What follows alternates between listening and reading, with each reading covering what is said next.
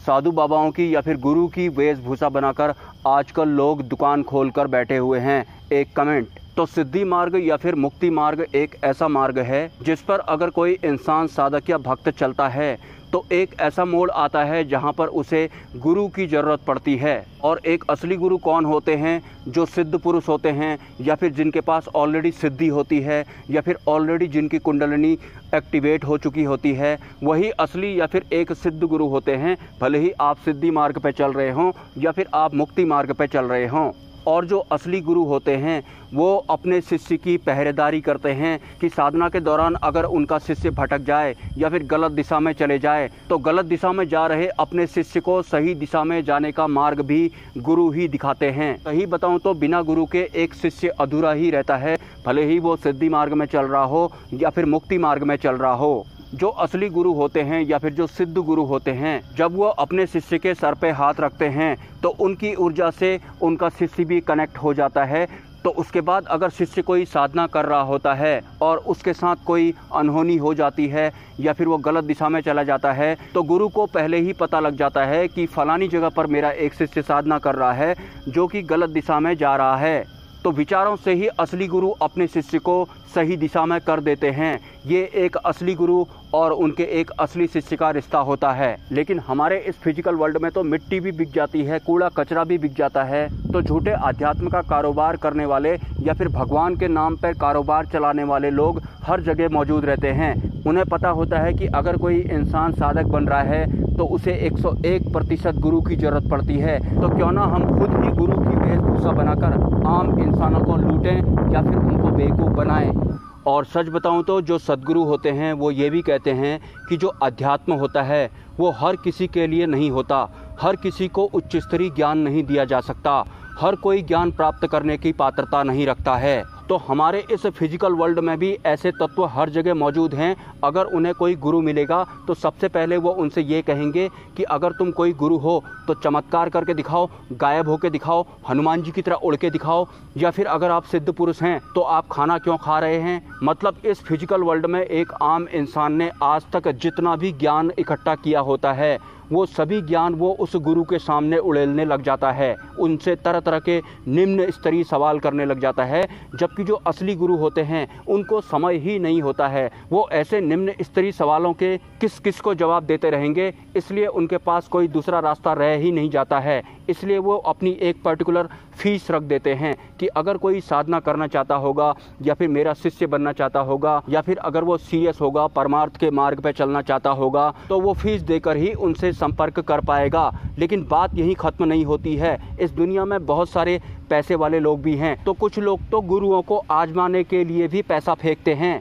उन्हें ऐसा लगता है कि इस फिजिकल वर्ल्ड में हर चीज पैसे से खरीदी जाती है। तो वो सिद्धियों को या फिर गुरु को भी ऐसा ही समझने लगते हैं। उनके सामने वो पैसा फेंकते हैं और उनसे बोलते हैं कि मैं आपको इतना पेमेंट दूंगा, मुझे सिद्धि प्राप्त हो जानी चाहिए बस। तो बहुत सारे इंसानों में तो शिष्य बनने की पात्रता ही नहीं होती है या फिर आध्यात्मिक ज्ञान अर्जित करने की पात्रता ही नहीं होती है। क्योंकि फिजिकल वर्ल्ड और इनविजिबल वर्ल्ड दो अलग अलग व्यवस्थाएं हैं, दो अलग अलग क्षेत्र हैं।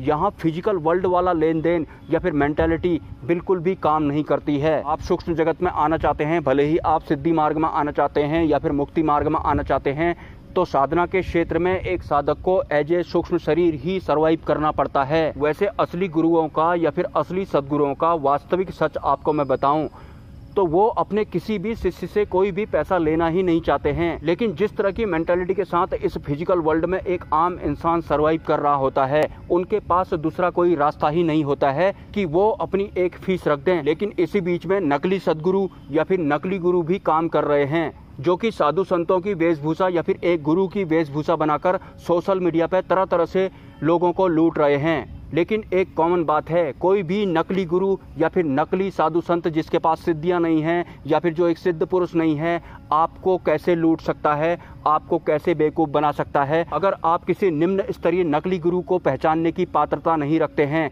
तो आप असली सद्गुरु या फिर असली गुरु को प्राप्त करने की पात्रता भी नहीं रखते हैं। देखिए, हर मंदिरों में या फिर हर धार्मिक स्थल में कोई सिद्ध पुरुष या फिर सिद्धि वाले बाबा नहीं बैठे होते हैं। नकली बाबा या फिर नकली गुरु जरूर बैठे होते हैं, जिनका मकसद होता है कि मैं सिर्फ धन अर्जित करूंगा, भले ही मुझे भगवान का व्यवसाय ही क्यों ना करना पड़े। और आपको अगर मैं एक सच बताऊं तो जितने भी आज तक सिद्ध पुरुष हुए हैं या फिर बुद्ध पुरुष हुए हैं, उन सभी सिद्ध पुरुषों की जो हत्या हुई थी, उनकी हत्या करवाने में ये नकली बाबाओं का या फिर नकली गुरुओं का या फिर नकली सिद्ध पुरुषों का योगदान रहा है। मतलब उनके ही अनुयायियों द्वारा, जिनके पास कोई सिद्धि नहीं है, जो किसी भी तरह से सिद्ध पुरुष नहीं है, जिनकी कुंडलिनी जागृत नहीं है, उन्होंने ही उनकी हत्या करवाई थी या फिर लोगों को भड़काया था कि ये अपने आप को भगवान बोल रहे हैं, अपने आप को ब्रह्म बोल रहे हैं, इसे मार दो। तो जितने भी सिद्ध पुरुष आज तक इस धरती पर हुए हैं, उन सभी की हत्या करवाने में नकली सिद्ध पुरुषों का, मतलब जो भगवान के नाम से धन अर्जित करना चाहते हैं, उन निम्न स्तरीय तत्वों का ही हाथ रहा है। भले ही वो ओशो हों,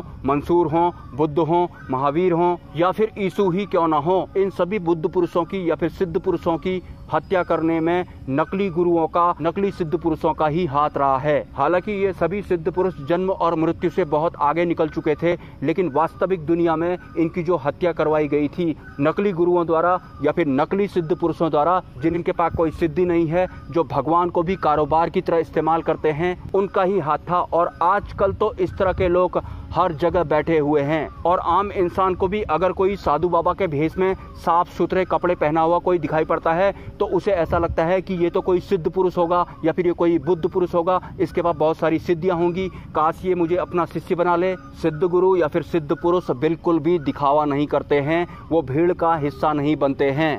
जो इंसान पात्रता रखता है उसे ही वो अपना शिष्य बनाते हैं और गुप्त रूप में ही उसे दीक्षा देते हैं और परमार्थ के मार्ग पर उसे परमात्मा के द्वार तक छोड़कर भी आते हैं। वैसे भले ही आम जनता अज्ञानी हो, उन्हें ये ना पता हो कि इस इंसान के अंतकरण में क्या चल रहा है, क्या इस इंसान के अंतकरण में ब्रह्मा की ऊर्जा चल रही है, क्योंकि एक आम इंसान तो खाऊं पीऊं, जन्म मृत्यु, सुख दुख तक ही सीमित रहता है।